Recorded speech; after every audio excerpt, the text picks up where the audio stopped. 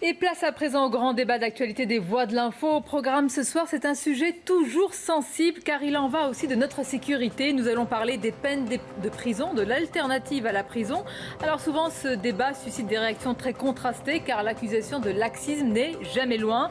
Emmanuel Macron est en train de présenter en ce moment sa vision d'un nouveau système qui abandonne la préférence carcérale. Alors est-ce une révolution et surtout pour quelle efficacité? Le débat est à suivre.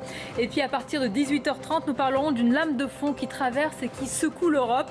On l'a vu d'ailleurs ces derniers jours lors des élections législatives en Italie, dopée par la crise des migrants. Inquiétude sur ce sujet, inquiétude sur la laïcité.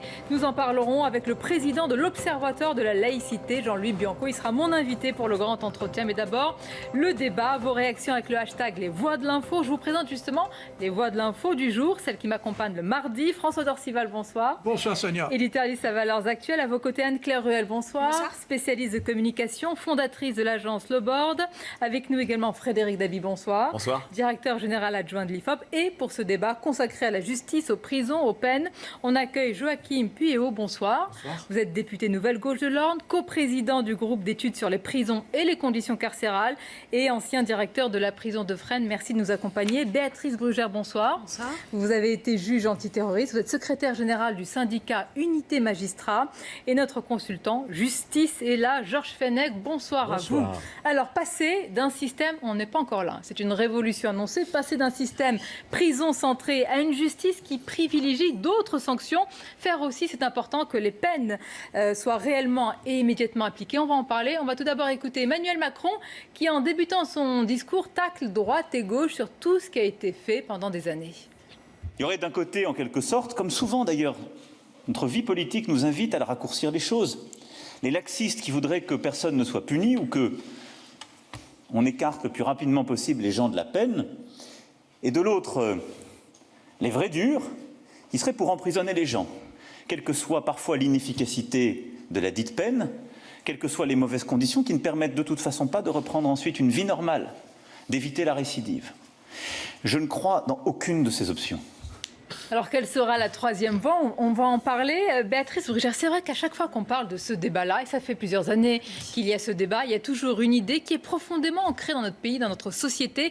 Dès qu'on va toucher aux peines de prison, le laxisme, l'accusation de laxisme est là, tout près.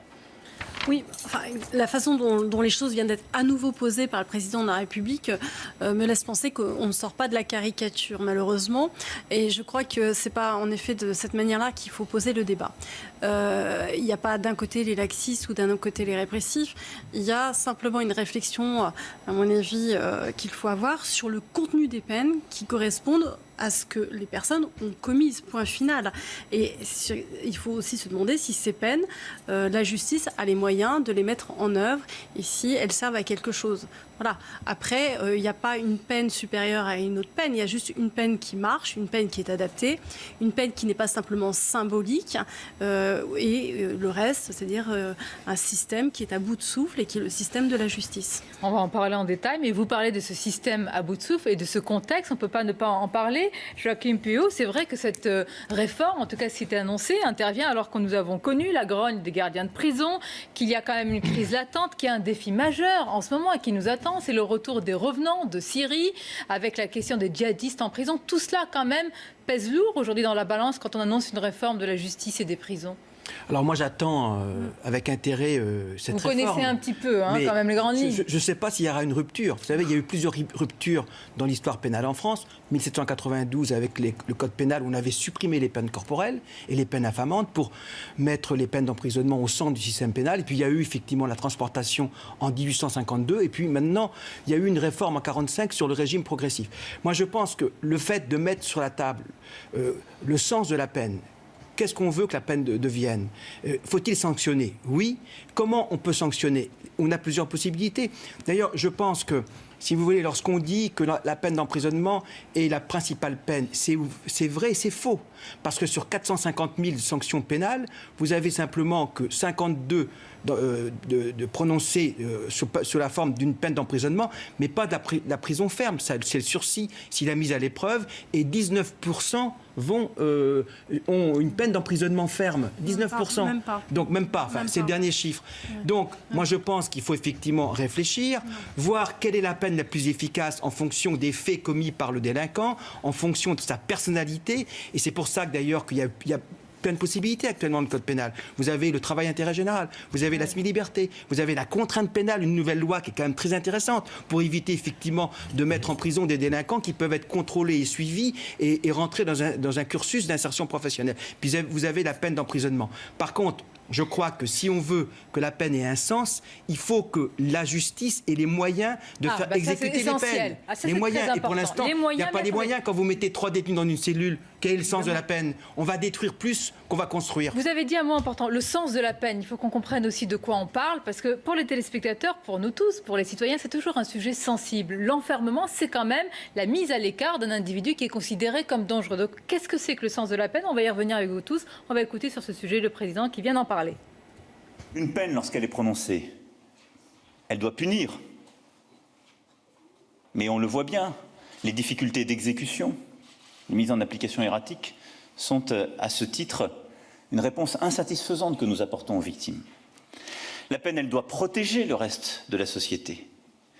Mais là aussi, quand je regarde les réalités de l'exécution, et je vais y revenir, et de la récidive, cette fonction de protection n'est pas pleinement assurée.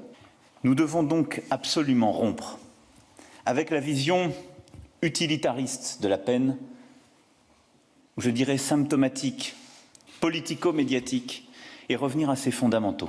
Un individu condamné est voué à se réinsérer, à retrouver une dignité à travers la peine. Et la mission politique qui est la nôtre est de faire que la punition permette que ce retour dans la société ne constitue pas un risque renouvelé ou accru.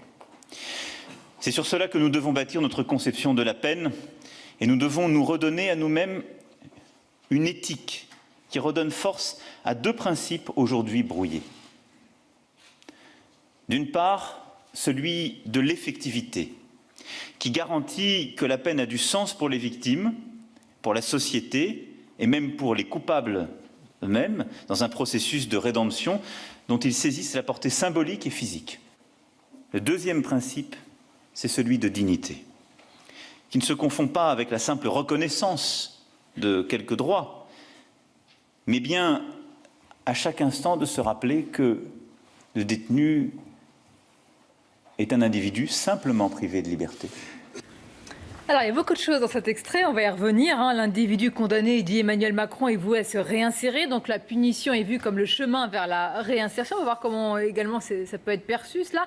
Une question un peu politique, peut-être même politicienne. Georges Fenech, on ne peut pas, quand on parle des peines alternatives et de l'alternative à la prison, ne pas se souvenir de ce qui s'est passé lors du précédent quinquennat. Des critiques virulentes à l'encontre de Christiane Taubira. Est-ce qu'Emmanuel Macron peut être accusé des mêmes choses, tout simplement ? Ouais, je pense et pas. vous-même, vous avez été très dur sur ce sujet-là. Écoutez, on ne va pas se mentir. Il y a quand même 2 grands courants en France en matière de droit pénal, de peine. Ce qu'on appelle la culture de l'excuse, quelque part, qui considère que le criminel n'est pas forcément entièrement responsable de ses actes. Et puis, il y a une politique plus ferme. Mais toute politique pénale, c'est prévention et répression. Et on a l'habitude de dire, en tout cas en ce qui me concerne, que la meilleure des préventions, c'est la certitude de la répression. Pour avoir une certitude de la répression, il faut que les peines soient effectivement exécutées, ce qui n'est pas le cas aujourd'hui. On dit qu'il y a à peu près entre 80 et 100 000 peines de prison. Pourquoi elles ne sont pas exécutées? Parce qu'il n'y a plus de place en prison. Donc il faut effectivement mettre en chantier la construction de ces 15 000 places de prison, qui était un engagement du président de la République. Non seulement pour que les peines soient exécutées, mais et là je parle sous le contrôle de l'ancien directeur Joachim Puello, pour que ces conditions soient dignes d'un détenu pour pouvoir entamer une réinsertion. Donc le débat qui est posé aujourd'hui, il n'est pas nouveau, mais est-ce qu'il y aura une volonté effective de développer les peines alternatives ? Et alors, vous répondez comment ? Déjà, quand on pose la question, c'est qui a la réponse, hein ? Écoutez, on s'est leurré pendant ces dernières années, on a refusé de construire les peines de prison. Madame Taubira avait inventé une peine de prison hors les murs qui était la contrainte pénale qui n'a jamais marché. Les juges ne se sont pas appropriés d'ailleurs. Donc on est face aujourd'hui aux mêmes questions. Que faire face à la surpopulation carcérale et que faire face à l'explosion de la délinquance ? Je vais évidemment laisser réagir les spécialistes et vous connaissez tellement bien ce domaine. C'est important aussi quand on parle de ce sujet-là d'avoir l'écho de l'opinion publique. Frédéric David, ce que vient de dire le président de la République qui parle de réinsertion, de dignité, d'individus. Bien sûr qu'il faut considérer cet aspect-là, mais il y a également l'infraction, la délinquance qui a été commise, etc. Est-ce que ça peut être compris, cela, par les citoyens ? Oui, tout à fait, mais très très clairement sur l'alternative, sur les deux bornes réinsertion-punition, les Français, depuis une quinzaine d'années, ont très fortement évolué sur la dimension punition. En 2000, l'IFOP pose une question pour Ouest France sur le rôle de la prison. À ce moment-là, 3/4 des Français considèrent que le rôle de la prison, c'est préparer la réinsertion des détenus. 17 ans après, des détenus de manière générale. Oui. 17 ans après, une majorité de Français voient la prison comme d'abord priver le détenu de liberté. Et quand on s'intéresse dans des données IFOP au ministère de la Justice sur les principales missions de la justice, sur la très longue durée, on a vu deux phénomènes émerger. D'abord, le rôle de la justice est sanctionner les coupables autour de 2002. Rappelez-vous ce contexte particulier. Et depuis 2015, depuis la séquence terroriste, c'est protéger les victimes. Maintenant, par rapport à votre question, il y a plus une continuité qu'une rupture. C'est les questions qui sont posées, mais l'émetteur est complètement différent. L'émetteur, Christiane Taubira, qui était une icône pour la gauche et un véritable repoussoir avec des messages souvent haineux pour la droite et l'extrême droite, était très peu audible, d'où l'échec de cette question de la contrainte pénale. Là, Emmanuel Macron, et c'est un copier-coller, son discours de celui qu'on a décrypté ensemble sur l'immigration, se pose sur une troisième voie, une voie médiane, essayant de repousser l'imaginaire qui est la gauche, la culture de l'excuse, et une droite extrêmement répressive. Et c'est vrai que de son point de vue, de ce qu'il est, de ce qu'il dégage en termes d'autorité, je pense que la critique en termes de laxisme a, pour l'instant, peu de chances de prendre auprès des Français. C'est votre avis, Béatrice Brugère ? Parce que c'est vrai que c'est toujours latent. Qu'est-ce qu'une peine ? La sanction, sont-elles vraiment appliquées ? Et est-ce qu'il y a aujourd'hui, par exemple, une perpétuité réelle en France ? Ce n'est pas le cas. Non. Alors, moi, je voudrais juste revenir à des choses assez concrètes. C'est-à-dire que j'entends très bien ce que vous venez de dire et je trouve ça très intéressant. En fait, peu importe, j'allais dire presque le messager, ce qui compte, le message, pardon, ce qui compte, c'est le messager. Il n'y a absolument aucune rupture, vous avez totalement raison, avec la politique qui a été mise en place par Christiane Taubira. Il y a simplement une autre façon de présenter les choses. Je rappelle très clairement quand même, parce que c'est là-dessus qu'on est parti pour dire attention, on fait du tout carcéral. C'est archi faux. La première peine prononcée, il faut que les gens le sachent, par les magistrats, la première peine prononcée en France, c'est l'amende. La deuxième peine prononcée par les magistrats en France, ce sont des peines de probation, c'est-à-dire que nous sommes le premier pays européen en termes de volume à faire de la probation. Et en parallèle, nous avons un taux de récidive qui ne cesse d'augmenter. La seule et vraie question qu'il aurait fallu se poser avant de rouvrir un chantier, c'est est-ce que notre système de probation empêche la récidive ou crée de la récidive ? Ça aurait été la vraie question intellectuelle, honnête à se poser. Or, qui n'a pas été posée selon vous ? Qui n'a pas été posée. On fait énormément de probation et on fait énormément mal la probation, en fait. Et ce qu'on nous propose, c'est d'en faire encore plus pour vider les prisons, parce qu'il y a un vrai problème par rapport aux prisons. Et on nous dit, les magistrats incarcèrent beaucoup. Non. Les volumes ont augmenté, c'est ça la réalité. Mais en fait, si on regarde les statistiques, nous avons un taux de capacité carcérale inférieur à la moyenne et les magistrats français sont dans la moyenne d'incarcération. Vous m'avez dit quelque chose qui m'a interpellée. Vous avez dit, on vous dit que les magistrats incarcèrent beaucoup. Oui. Nous, les policiers, nous disent que vous n'incarcérez pas assez. Non, mais quand vous dites, et qui retrouvent les délinquants dans la rue. La fin du tout carcéral, je traduis, parce que jusqu'à preuve du contraire, c'est encore les magistrats qui prononcent des peines de prison. Ça veut dire que nous avons que comme référent la prison, c'est ça. Alors j'étais peut-être un petit peu rapide, mais ceci est faux. Et en fait, au lieu de s'interroger sur les dysfonctionnements. Pourquoi ça ne fonctionne pas? Pourquoi la probation ne fonctionne pas? Pourquoi les peines alternatives que l'on fait? Mais je ne vais pas vous sortir les chiffres, mais on en fait plein. On ne fait que ça. Quand on incarcère, c'est à la fin d'un parcours multi-réitérant. C'est souvent parce que le magistrat a essayé déjà toute la batterie avant et que ça n'a pas fonctionné. C'est ça la réalité. Et ce qu'on nous propose aujourd'hui, c'est de continuer dans cette politique. Donc dans l'échec. Oui, en partie, oui. Oui, Je Joachim suis Pieux, et vous d'accord, l'avez vécu je suis concrètement d'accord, à Fresnes, mais vous avez vu tout ça, tous ces parcours-là. Je pense effectivement que dans les affaires correctionnelles, je ne parle pas des affaires criminelles où on a beaucoup effectivement de primaires, dans les affaires correctionnelles, il y a très peu de primaires, parce qu'ils ont déjà été condamnés à plusieurs reprises avec des peines de sursis mises à l'épreuve sur 3 ou 5 ans, et maintenant contrainte pénale. Et ensuite, lorsque le magistrat revoit ce condamné, eh bien, effectivement, il peut l'écrouer pour ces motifs-là. Donc c'est un premier point. Le deuxième point, c'est le sens de la peine dans la prison, parce qu'effectivement, la surpopulation détruit. Effectivement, la prison, ce n'est pas un lieu de répression, ce n'est pas un lieu d'humiliation. C'est un lieu, effectivement, où on doit exécuter sa peine dans des bonnes conditions, dans des conditions de dignité dans un pays comme la France. Et avec la surpopulation, on ne peut pas arriver à cet objectif. Mais est-ce que pour autant, il faut ne pas incarcérer? Par conséquent, je crois qu'il faut... Quel est votre critère le plus important? Est-ce que c'est la dignité ou l'efficacité quand même? C'est les deux, dignité et efficacité. Mais quel est le premier? Et si on veut être efficace, il faut absolument que les détenus soient seuls dans les cellules pour pouvoir mettre en place des programmes. Parce que, vous voyez ce qui s'est passé dans les pays nordiques? Ils ne se sont pas posés la même question que nous.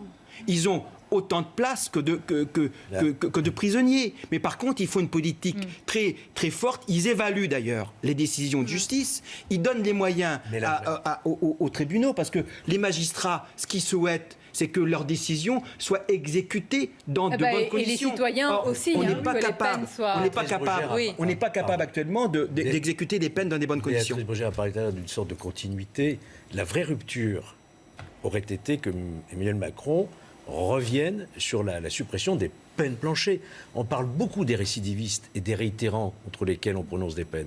Ça a été ça, un petit peu le symbole de la politique de Taubira au départ, c'est d'avoir immédiatement supprimé les peines planchées, c'est-à-dire plus fortes pour les récidivistes. Là, pour l'instant, on s'inscrit dans la même continuité finalement. Mais je dirais à Georges Fenech quand même qui n'a pas empêché l'évolution du nombre de détenus dans les prisons. Mais parce qu'en fait... On a quand même augmenté depuis plusieurs années. Nous sommes à 69 000 détenus dans les prisons. Mais c'est pas comme ça qu'il faut regarder les choses. C'est le volume de ce que nous on traite qui a augmenté de 325 000 procédures. Pardonnez-moi, il y a l'ancien directeur de prison qui parle, l'ancienne juge, aussi antiterroriste magistrat. Les chiffres ne veulent rien dire si vous ne les remettez pas dans le contexte. Mais vous avez tellement... Mais pardonnez-moi, pour le citoyen, et je vous pose donc la question de manière assez basique et pragmatique, et je la pose à François Dorcival, c'est la définition de la sanction. Une sanction, est-ce que c'est pour privilégier une sortie de la délinquance ou pour privilégier un enfermement parce que c'est une protection vis-à-vis de la société?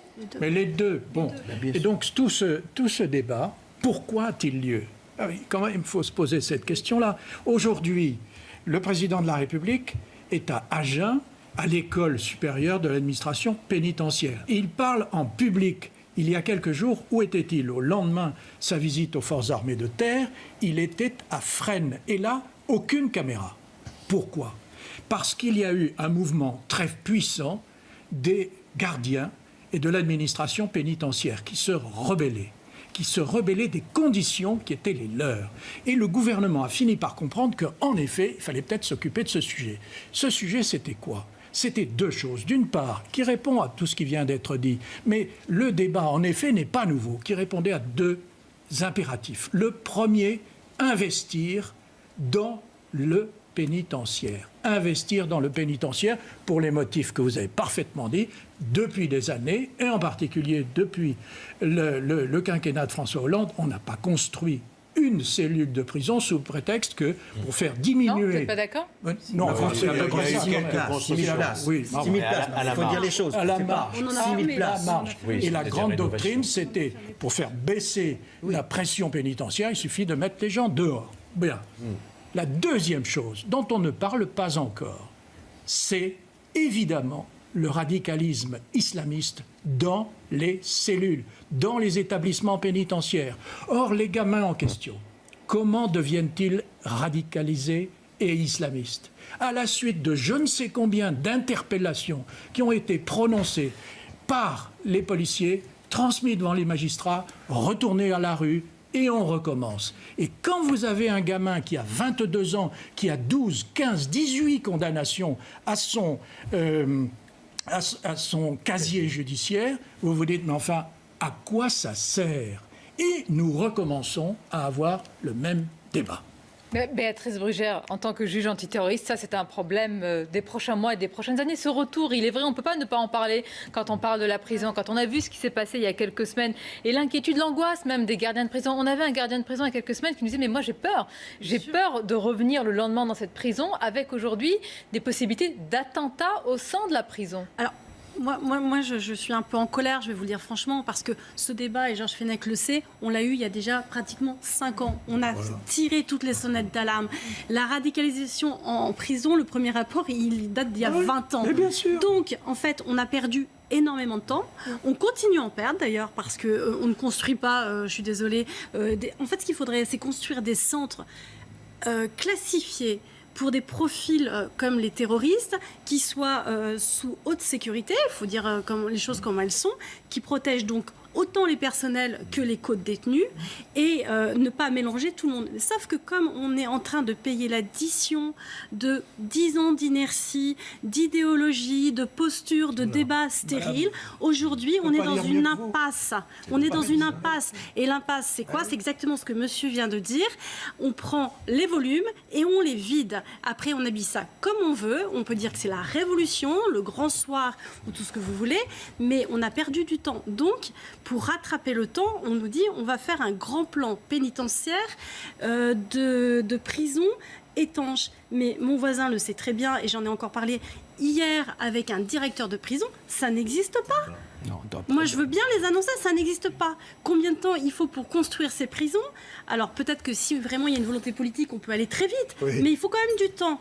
En attendant, ça a été fait. Avec Chalandon, on a mis 86, ouais, 5 ans. voilà. 5 ans. Simplement, sur les terroristes, effectivement, c'est un problème qui est récurrent. Et je crois que c'est un sujet important. On le voit effectivement, les conséquences, lorsque vous avez des personnes qui peuvent influencer des jeunes délinquants qui sont un peu perdus dans la cité, ou moins jeunes d'ailleurs. Donc il faut les séparer du reste de la population pénale. En maison d'arrêt, c'est impossible. Il faut le dire, c'est impossible.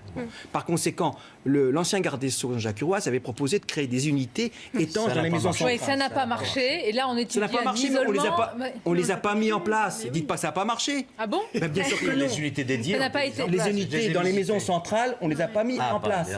Moi, j'avais proposé, c'est moi qui ai proposé au garde des Sceaux, de créer des unités, non pas dans les maisons d'arrêt, mais dans les maisons centrales. C'est là qu'il y a de la place et c'est là qu'il y a plus de sécurité. Et donc, le garde des Sceaux nous a écoutés, puisqu'il a fait un projet qui a été annoncé, je crois, en décembre de 2016, avant qu'il quitte son ministère. Et c'était intelligent comme méthode. Ensuite, il fallait évaluer effectivement le degré de dangerosité de ces détenus. Donc il y avait des quartiers d'évaluation. Genre, c'est ce que tu as vu. Mais ces quartiers d'évaluation, ils ne sont pas réellement, ils ont été mis en place, mais ils ne sont pas tout à fait opérationnels à 100%. Donc c'est un sujet important. Si on ne veut pas, en plus, dans les maisons d'arrêt de la région parisienne, vous voyez ce que ça donne.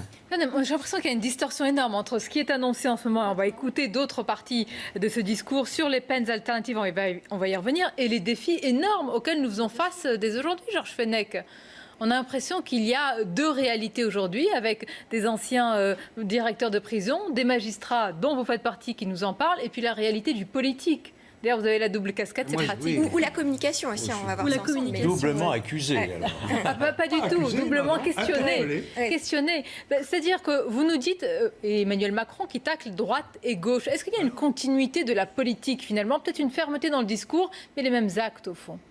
Écoutez, on ne va pas se mentir encore une fois. C'est pas notre genre. C'est toujours la droite qui a construit des places de prison. C'est comme ça. Il y a eu le plan Chalandon, il y a eu Berben, etc. La gauche s'est toujours refusée à construire. Quelque chose qui heurte la prison, c'est pas bien. C'est l'école du crime, etc., etc.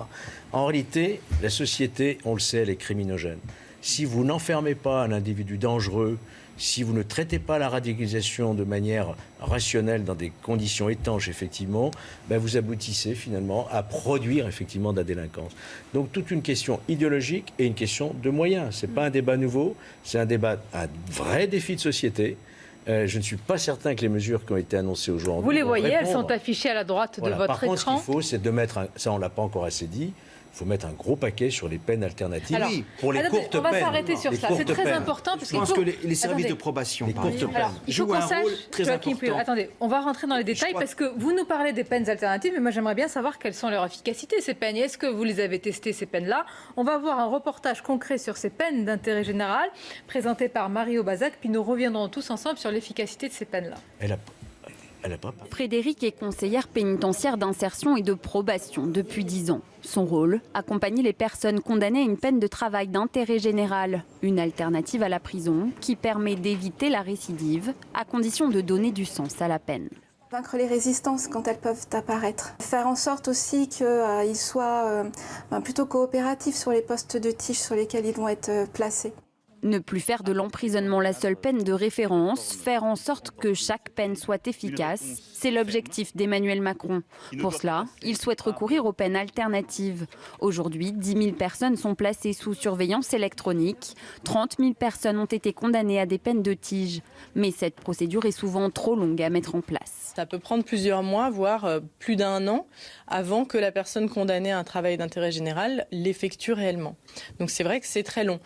On a tendance à dire les peines ne sont pas exécutées. En fait, c'est qu'elles s'exécutent tardivement. C'est quelque chose qui est compliqué à organiser. Donc, ce qu'on souhaite, c'est que les textes soient, eux, les plus simples possibles pour nous permettre de mettre en application ces peines alternatives le plus facilement possible. Aujourd'hui, les tiges ne représentent que 7% des peines prononcées, souvent faute d'organismes ou d'entreprises volontaires pour accueillir les condamnés. Emmanuel Macron propose donc de créer une agence chargée d'encadrer les peines de travaux d'intérêt général. Alors, ces peines d'intérêt général, on va en parler avec vous tous, les spécialistes, pour voir si vraiment elles ont été testées, quelle est leur efficacité, etc. Il y a toujours un aspect important sur ce sujet, c'est la communication. Vous en êtes la spécialiste sur ce plateau, Anne-Claire Ruel. C'est toujours, on le disait avec Georges Fenech, il y a un aspect politique un peu dangereux de parler de ce domaine-là, la justice, les peines de prison. Comment cela peut être tout simplement accueilli ? Alors, je vais laisser Frédéric répondre sur cette question, mais effectivement, c'est des sujets qui sont très attendus par l'opinion publique. Et il faut faire...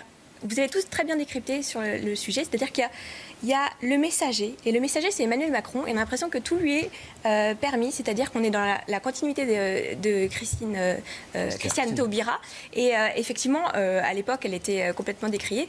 Et il faut faire attention à ce que finalement, cette communication ne soit pas une prison dorée pour Emmanuel Macron. Aujourd'hui, c'était les prisons. Hier, c'était l'assurance chômage. Il y a 3 jours. Voilà, on a l'impression qu'il y a un jour une réforme et on communique. Finalement, dire c'est faire, dans le sens de la communication performative. Mais qu'est-ce qui se met en place derrière tout ça ? Est-ce qu'on peut reconnaître que dans ce domaine-là, ça va un peu plus lentement, hein, la construction des places de prison, la mise en place effective des peines, c'est pas d'un claquement de doigts. Effectivement, c'est pas d'un claquement de doigts, mais on voit justement toute l'ambiguïté, c'est-à-dire que Emmanuel Macron est sur une forme de course contre la montre, évidemment, pour imposer ses réformes et donner l'impression, d'une certaine façon, d'agir pour le pays. Et ce sont des débats qui prennent du temps. Le débat sur la probation, je suis complètement d'accord, c'est un débat qui est nécessaire et qui prend du temps. Évidemment, on ne peut pas mener ça au pas de charge. C'est pour ça qu'on prend du temps pour en parler, mais restons sur les peines alternatives. Joachim Pueyo, ça nous intéresse. C'est quoi les peines alternatives ? Moi, j'ai noté le placement en chantier extérieur, les mesures de semi-liberté, etc. Dites-nous d'abord qui va prendre en charge tout cela. D'une part, le travail d'intérêt général, c'est une disposition, c'est un dispositif qui date depuis 1983. Donc c'est tout nouveau. Donc c'est pas nouveau. C'est hier. Et ce sont des dispositifs qui sont assez efficaces parce qu'il faut que le condamné soit volontaire. Quand vous dites assez efficace, parce qu'il n'y a pas forcément beaucoup de récidives. Pourquoi ? Parce qu'ils sont sélectionnés, parce qu'ils sont volontaires, parce que c'est des petits délits, c'est des délits routiers, c'est des vols et des recels. Bon, c'est des consommateurs de drogue douce quelquefois. Et lorsque le travail d'intérêt général est bien encadré, est bien accompagné, parce que c'est le problème de l'accompagnement en milieu ouvert qui me paraît important. Regardez ce qui s'est passé dans les pays nordiques. Ils ne sont pas plus laxistes qu'en France. C'est le modèle pour vous ? Mais oui, c'est pas un modèle, il n'y a pas de modèle, mais c'est quand même intéressant ce qu'ils ont fait. C'est-à-dire qu'ils punissent, il y a des contraintes, mais c'est pas il y a de moins en moins de détenus dans les prisons et de plus en plus de condamnés qui sont suivis en milieu ouvert. Et je crois que nous, on devrait évaluer d'une manière plus efficace l'efficacité des mesures alternatives à la prison. Donc vous n'êtes pas encore convaincu de leur efficacité, soyons clairs. Mais parce qu'on n'a pas suffisamment d'évaluation. Il faut les évaluer. Ce que dit Emmanuel Macron, ça a été dit, et Georges, tu étais parlementaire, lors de l'adoption de la loi pénitentiaire. C'était le sujet majeur. On avait même prévu de ne pas faire moins de 2 ans. Les SPIP. Tous les condamnés qui avaient moins de 2 ans à faire pouvaient exécuter leur peine au milieu ouvert. Béatrice Brugère, moins de 2 ans. vous, attendez, quel est votre avis sur ces peines alternatives? Puis il y a 2 choses. Vous me dites la petite délinquance, d'accord, très bien. Mais on a vu dans certains cas que la délinquance peut mener à des choses beaucoup plus graves. Et là, je peux même faire le lien avec le terrorisme. Béatrice Brugère. Donc on ne peut pas dire, attention, petite délinquance, petite peine, peine alternative, c'est pas très grave. Oui, moi justement, je fonctionne pas par catégorie parce qu'en fait, c'est comme si on parlait à l'hôpital d'un malade. Il y a des gens qui ont besoin d'un Doliprane et d'autres d'un traitement lourd. Oui. Or, nous, on fonctionne avec le délinquant et on a un deuxième préjugé, c'est la réinsertion. Alors déjà, j'aimerais bien savoir ce que les uns et les autres entendent par ce mot fourre-tout. Je suis pas sûre que d'ailleurs on entende tous la même chose et je suis pas sûre d'ailleurs que ce soit l'objectif premier pour tous nos délinquants. Vous avez une grande partie de la délinquance qui n'a pas besoin d'être réinsérée, elle est même très insérée. La délinquance d'appropriation est très insérée, ils ont leur code, c'est pas les nôtres, c'est tout. Donc on est sur des préjugés, des stéréotypes, des catégories vieilles comme le monde que l'on n'évalue pas, et heureusement parce que sinon on s'apercevrait qu'elles sont en grande partie fausses intellectuellement, et comme le débat n'est pas posé de façon rationnel, intellectuellement juste, avec des études d'impact, avec des évaluations, on parle dans le vide. Donc, très concrètement, on peut toujours nous dire qu'on va continuer à réformer tant qu'on n'évalue pas ce que l'on fait. C'est pas la peine de parler d'efficacité. C'est de la communication. Vous avez tout dit, vous m'avez répondu. Georges Fenech, moi je trouve ça assez aberrant quand même. Après des années et des années, monsieur le parlementaire, il y a dû y avoir quand même non pas des commissions sur ce sujet, mais des rapports, des évaluations, il y en a eu. Quand même. La contrainte pénale, il y a eu la contrainte pénale, c'est un échec. Mais le sursis avec mise à l'épreuve, qui était un peu un copier-coller, en fait, la contrainte pénale, c'est un échec, on le sait bien. Pourquoi ? Parce qu'il faudrait beaucoup plus d'agents de probation pour surveiller le déroulement de ce sursis, avec mise à l'épreuve, voyez-vous. Et donc, en fait, ils sont relâchés quelque part dans la nature, ils sont convoqués une fois tous les 6 mois par un juge d'application des peines. On n'a pas les moyens de gérer cela. Il faut juste prendre la mesure des choses avec un chiffre. Alors, je sais que les chiffres, on peut leur faire dire tout et n'importe quoi, mais le pouvoir régalien en France, c'est donc l'armée, la défense, c'est 3% du PIB. 3% du PIB. Donc, à un moment, il faut aussi se poser la question des finances de l'État et de la répartition budgétaire de tout ça. Concrètement, attendez, mais François Dorcial, quand on apprend que pour des peines alternatives, ça a dû arriver, les magistrats le savent, il n'y a pas de moyens, on n'a pas vérifié, l'individu n'a pas été contrôlé, ça arrive. Ça ne veut pas dire que derrière, il y a une conséquence désastreuse ou qu'il a commis quelque chose, mais quand même, est-ce qu'on peut se permettre de tester aujourd'hui des peines alternatives quand on n'a pas les moyens? C'est la question. Alors, il y a 2 choses. On répond, on ne peut pas, ou bien on y met les moyens. Pas sur ce sujet-là, en tous les cas. On y met les moyens. La question centrale que vous venez tous de poser est la suivante. On attribue une peine alternative à un jeune délinquant. Ce jeune délinquant, il a un cerveau. Il a un cerveau. Et c'est ce qu'on néglige toujours. Lui, il calcule le coût-efficacité. Le coût que l'efficacité de son geste, de son vol, de son attaque, etc., coûte ou ne coûte pas. Comment peut-on sortir le délinquant de son milieu? Comment obtenir une rupture? Or, ce que vous êtes en train de dire, c'est qu'il faut beaucoup de monde autour de lui pour cela. D'où la question. Je ne dis pas que ça s'applique exclusivement à ces gamins-là, mais pour les sortir, effectivement, comment fait-on pour les contraindre? Et ça va se poser, cette question-là, va se poser dans le cadre du fameux service national que le président de la République entend mettre en œuvre.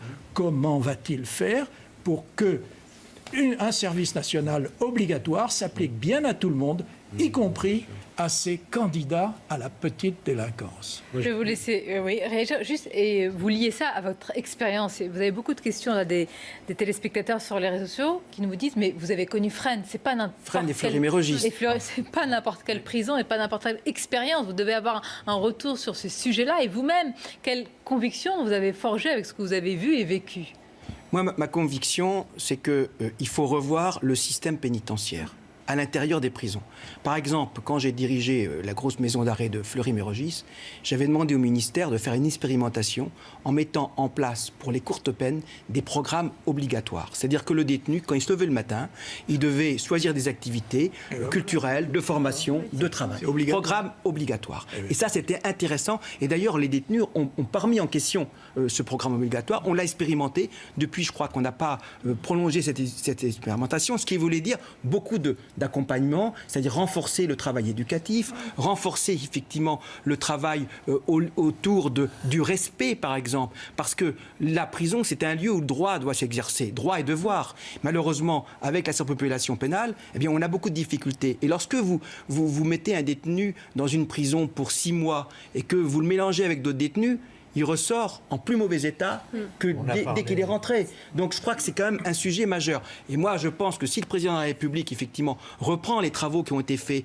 les prolonge, les renforce en disant... de toute façon, j'aime pas trop le mot peine alternative à la prison. Une peine, c'est une peine. Une contrainte pénale, c'est une peine. Un enfermement est un enfermement. Oui. Hors les murs, c'est hors les murs. Eh bien, c'est une contrainte. Et je crois donc vous n'opposez pas les deux peines. Non, il faut évaluer, il faut diversifier les contraintes. Vous avez effectivement un délit routier, c'est normal que la contrainte soit moins forte que celui qui a commis des vols avec violence. Pas vraiment donc il faut ces délits-là dont on parle là. Mais si la contrainte, c'est important, le mot contrainte. Et donc, le summum de la contrainte, c'est l'emprisonnement. C'est l'emprisonnement. Vous posiez la question tout à l'heure de la réinsertion.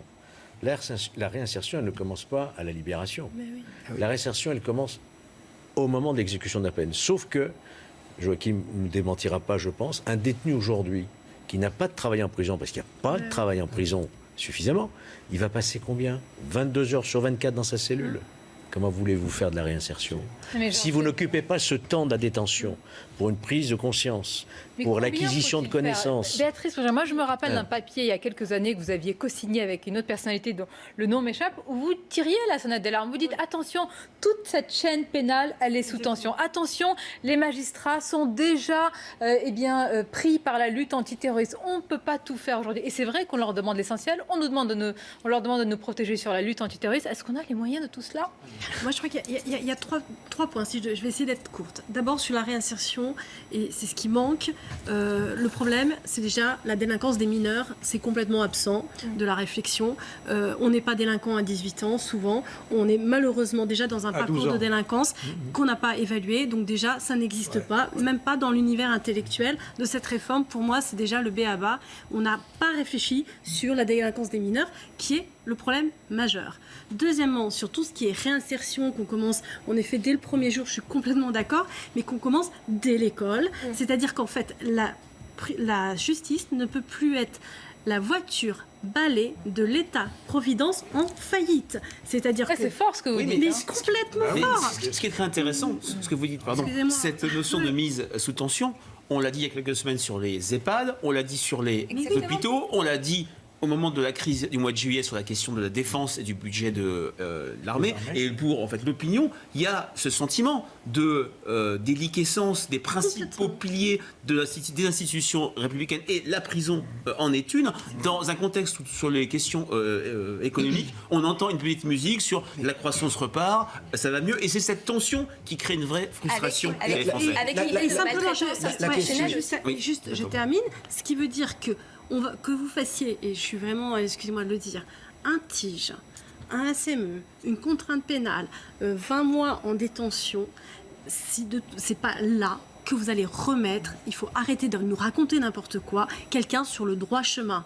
C'est-à-dire que c'est une vision globale qu'il faut avoir de A à Z. Et nous sommes, et ne l'oublions pas, il faut arrêter de nous demander de réparer toute la société. Nous sommes d'abord là pour prononcer une sanction, pour punir une personne qui a commis un acte et le punir en fonction de cet acte. Or, aujourd'hui, la justice, si vous voulez, est en train d'embrasser toutes les problématiques de la société, parce que dès qu'il y a une problématique, on nous fait une loi. Elle a bon dos, la justice, en ce moment. On lui demande beaucoup. On nous demande, vous savez quoi, de faire du traitement sur mesure sur du contentieux de masse. Eh bien, c'est pas possible. Voilà. Donc, si on ne réfléchit pas aux priorités pénales, qui sont la grande délinquance, la délinquance économique, la santé publique, personne n'en parle, mais il y a des morts, et des choses importantes, et qu'on arrête de ratisser extrêmement large et après de standardiser sur des peines qui n'ont aucun intérêt et dont on sait qu'elles ne produisent pas ce que l'on espère, eh bien, on épuise les personnels dans tous les systèmes, en détention,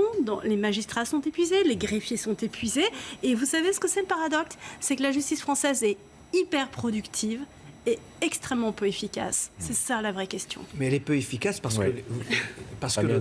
que l'autorité judiciaire, vous n'avez pas suffisamment de moyens. On le voit très bien. Est-ce qu'il y a vous avez que les moyens? Vous avez des magistrats qui ont trop de dossiers à gérer. Et c'est pas évident. Non, mais d'autre part, vous avez dit tout à l'heure, volume. Augmentation de la délinquance. Mais oui. Donc, augmentation de la délinquance, vous dites, donc il faut plus de magistrats, plus de greffiers, etc. Il faudrait d'abord s'interroger pourquoi il y a plus de volume et de la délinquance. question, lorsque un magistrat prend une décision judiciaire qui est définitive et qu'on ne peut pas l'appliquer et qu'on ne peut pas l'exécuter, comment voulez-vous qu'il y ait un lien de confiance entre la société et la justice en général? Lorsque, par exemple, dans les sociétés, non, la confiance de la société, c'est important. À la diminution de la délinquance. Oui, absolument. Voilà, c'est la lutte contre la Alors, récidive. il y a Lorsque la lutte contre la récidive. dans les prisons, par exemple, vous condamnez quelqu'un qui a commis des recels ou des trafics et qui recommence à faire ces trafics en prison. Lorsque vous condamnez quelqu'un qui a fait, par exemple, des violences et qui recommence des violences, évidemment qu'on doute sur la peine d'emprisonnement. On dit, à quoi ça sert? Donc, on doute beaucoup sur l'individu d'abord. Au-delà de la réforme, il faut revoir le contenu du système pénitentiaire. Et la réinsertion, je voudrais vous faire réagir. C'est une annonce qui a été faite à l'instant par Emmanuel Macron. Vous posez la question, jusqu'où faut-il aller dans cette réinsertion des détenus? On va l'écouter sur le retour du droit de vote des détenus. Le droit de vote doit pouvoir être exercé plus simplement. Je vous le dis très sincèrement, on a essayé de m'expliquer pourquoi des détenus ne pouvaient pas voter. Je n'ai pas compris. Il semblerait que ce soit le seul endroit de la République où on ne sache pas organiser ni le vote par correspondance, ni l'organisation d'un bureau. La réalité, c'est que nous allons le faire et que pour les prochaines élections européennes, je veux que tous les détenus en France puissent exercer le droit de vote. C'est un citoyen dont la liberté est réduite. Mais ça n'est pas moi. Il y a les obligations et puis il y a les droits. Emmanuel Macron y pense, des détenus. Joachim Pueyo en même temps. Il y a eu des évolutions considérables dans les droits. Ça existe, les détenus peuvent voter. Mais le problème, c'est en termes de technique, ça pose des difficultés. Parce que lorsque vous avez un détenu qui est originaire, par exemple, d'une ville du nord de la France et qui est croué en région parisienne, ça devient compliqué. Mais je crois que c'est bien également de permettre, de faciliter le vote des détenus lorsqu'ils ont droit à ce vote. Tous les détenus ne peuvent pas voter. Vous avez des exclusions, mais ceux qui sont prévenus, ceux qui sont condamnés à des cours de peine, ils peuvent voter. Donc je crois qu'il faut faciliter. Et là, je suis d'accord avec le président. Très il faut revoir la technique sur lequel vous êtes d'accord. Béatrice Brugère, excusez-moi, je voudrais revenir. L'accessoire est intéressant, mais à l'essentiel. Ce sera la conclusion. Simplement, puisqu'en fait, il y a un problème de moyens, mais je crois qu'il ne faut pas raisonner en problème de moyens. Les Anglais font de la criminologie. Ils s'aperçoivent que un tout petit pourcentage de personnes commettent un maximum de délits. Le jour où on aura ce genre de politique pénale, de se concentrer sur les personnes les plus importantes, on aura peut-être réglé en partie le problème de la délinquance. Eh bien, il faudrait vous écouter, les magistrats, les directeurs de prison, ceux qui ont vraiment travaillé sur le sujet également. Merci pour ce débat. Merci à vous, merci aux Voix de l'Info. Restez avec nous sur CNews, toujours en direct. Autre sujet, c'est une lame de fond qui traverse et qui secoue l'Europe. On en parlait il y a quelques jours. L'Italie, la montée des populismes, oui, mais le carburant, c'est quoi? C'est la crise des migrants, c'est l'inquiétude autour de la laïcité, de l'identité. On va justement en parler avec mon invité, Jean-Luc Bianco. C'est le président de l'Observatoire de la laïcité, souvent critiqué. Il va y répondre dans quelques instants.